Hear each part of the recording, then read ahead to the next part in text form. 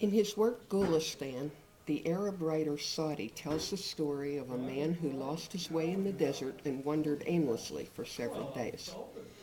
He had run out of food and thought he would die when he spotted a bag lying in the sand. He opened it and at first was overjoyed because he thought the bag was full of grains of barley. When he tried to eat one of them, however, he plunged into despair because the bag didn't contain barley at all. It was only full of pearls.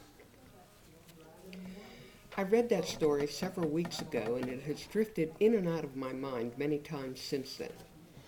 Whether you view it literally or as a metaphor for life in general, it's a profound story. I doubt that any of us have ever experienced true hunger like that which is common in some of the poorer parts of the world. But it is easy to imagine the panic and desperation we would feel at not having food to sustain life. It's equally easy to imagine the joy we would feel when we thought we had found food after experiencing such hunger. In facing that experience, is there anything in the world more useless than pearls? Why then do we put such a high value on something that would be so useless to our survival? We take the barley for granted, but how much more time and energy and money would we spend for the pearls? A pearl is nothing more than an oyster's irritation, but we will pay $1 for the oyster and thousands for the pearl. The oyster will feed people, unless they happen to be Jewish, but what does the pearl do? A diamond is nothing but coal with a few million years of stress, but we will pay pennies for the coal and thousands for the diamond. Coal will keep us warm. What will the diamond do? It concerns me that in our lives of plenty, we have stopped appreciating the commonplace in our enthusiasm for the pearls. I was thinking about the starving Arab of Saudi's story who was wandering in the desert and his life before that existence and that experience. Was he a poor man who all his life had wished he could afford pearls?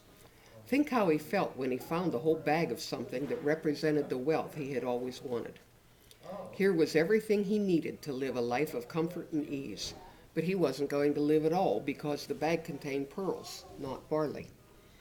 What disillusionment he must have felt towards those magnificent pearls when he realized how much more he needed the barley. Maybe our Arab was a wealthy man. Maybe he had spent a great deal of his life achieving status and pearls to prove it.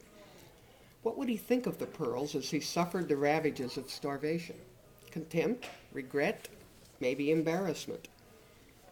While the story is interesting to think about in its literal sense, it doesn't really apply to us because we aren't likely to ever have been or ever will be lost in the desert with pearls and no food. As a metaphor, however, it has something to say to every one of us.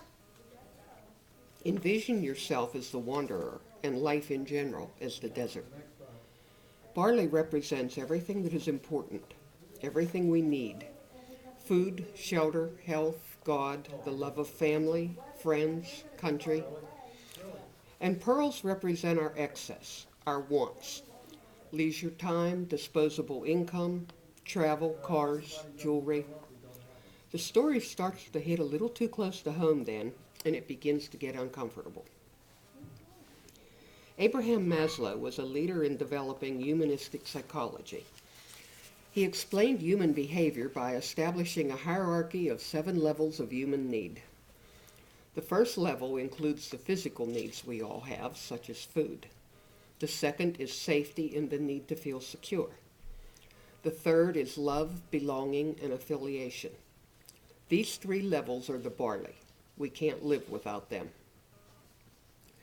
The 4th level in Maslow's hierarchy is esteem needs, to achieve, be competent, gain recognition. The 5th includes cognitive needs such as knowing, understanding, and exploring. These 2 are where things start to get a little murky. That human need for achievement and other people's recognition of it is what makes us start thinking that pearls might be better than barley. The last 2 levels are aesthetic needs and self-actualization. These are purely pearls. There's no barley involved. A person cannot move to a higher level of motivation on the hierarchy until the more basic one under it has been at least partially satisfied. All of us have satisfied those first 3 barley levels, and now we're working on various levels of pearls. We get irritated at some of the problems and tragedies that befall us, but we should be grateful for them, because they usually yank us back into awareness and appreciation of barley. You might sit in the comfort of your pearl levels and truly believe that you can't live without a 54-inch TV, a 1-carat diamond, or a new car. Then the person you love most in this world is clinging to life by a thread, and you realize that you couldn't care less about the TV, the diamond, or the car. I had a cat once who made continuous attempts to sharpen his claws on an antique jelly cabinet that I was very proud to have. I managed to thwart his efforts, but it took constant vigilance. I finally blocked the cat out of the dining room in order to protect my precious jelly cabinet. Then the cat got sick and needed some very expensive testing and surgery that I couldn't afford. What a wake-up call. That wonderful little cat was part of the barley of my life. The jelly cabinet was a pearl. Without a moment's hesitation, I sold the cabinet to pay for the cat's medical care. What constitutes barley and what constitutes pearls are probably very different things for each one of us. That isn't important. What is important is that we take time to think about which is which in our lives and act accordingly.